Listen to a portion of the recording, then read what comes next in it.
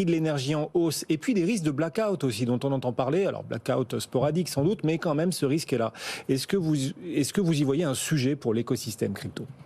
Alors, je pense que en ce qui concerne le proof of stake ou le mining, je pense qu'au niveau business to business, ça peut créer des problèmes au niveau de la validation de la blockchain au niveau international. Sinon, pour le commun, pour le retail, ça ne devrait pas poser de soucis.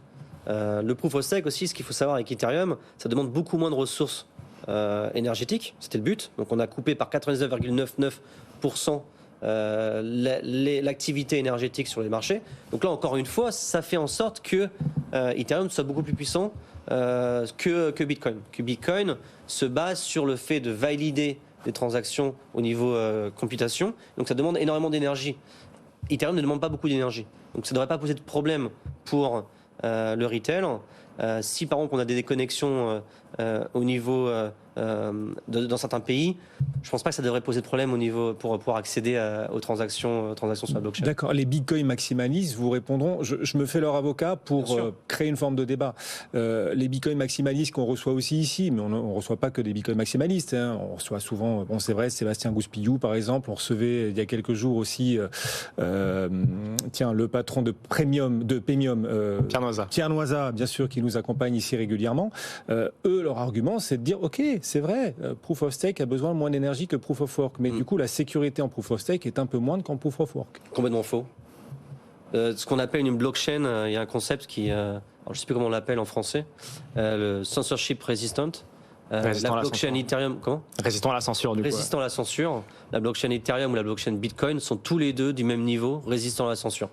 Qu'on le veuille ou non, d'un concept, d'une approche mathématique et théorie des jeux, les deux sont aussi résistants à la censure. C'est-à-dire qu'en fait, à l'heure actuelle, si un État ou un pays, un pays ou une grosse entreprise veulent injecter 50 milliards ou 100 milliards pour faire chuter une blockchain, ils pourraient très bien le faire. Donc non, la blockchain Bitcoin ou Ethereum sont tout à fait... L'argument de la plutocratie, vous le rejetez aussi. Il n'y a pas un risque de centralisation un peu plus important en Proof of Stake qu'en Proof of Work ? Non, parce que les gens qui peuvent actuellement avoir accès au mini... Je vais le faire à plein d'ennemis, hein. Tous les États maximalistes vont me détester, et puis les autres vont m'adorer à juste titre du tout non plus. L'idée, c'est créer le débat. J'ai commencé en Bitcoin maximaliste.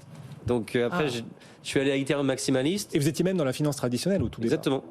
Et ensuite, je suis passé dans plutôt agnostique blockchain, donc tout ce qui participe à la décentralisation. Donc on ne va pas dire que je suis Ethereum maximaliste, mais c'est vrai que c'est plutôt l'écosystème qui est prédominant et dominant à l'heure actuelle dans le monde des crypto-monnaies. Mais dire que Bitcoin est plus résistant à la censure à l'heure actuelle que Ethereum, c'est complètement faux.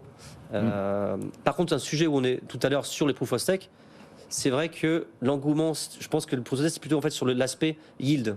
C'est vrai que l'aspect yield spéculatif, inflationniste de ces crypto-monnaies ont permis l'engouement du public pour avoir des investissements et des rendements à plus de 100%. Et là, c'est là l'enjeu. Ah bah vous voyez.